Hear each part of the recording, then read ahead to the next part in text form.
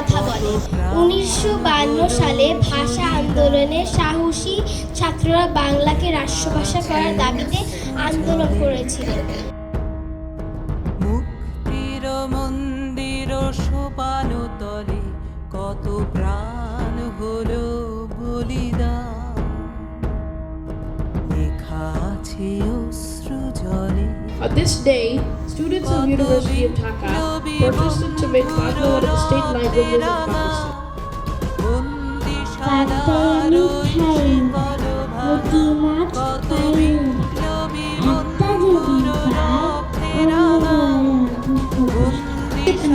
هي هوية الإنسان ومرآة تاريخه وثقافته. On the occasion of the Mother Language Day, we affirm that language is the identity of a human and the progress of his learning. Through language, we preserve our heritage and pass our values and knowledgeable from one generation to another. في تعزيز الهوية وبناء مجتمع واعٍ ومتماسك. Caring for the mother's language and learning it correctly helps strengthen identity and build a conscious and cohesive society.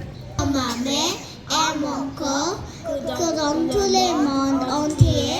my mother in my heart, that all over the world, and so much more kisses for my mother in my heart. Mobile,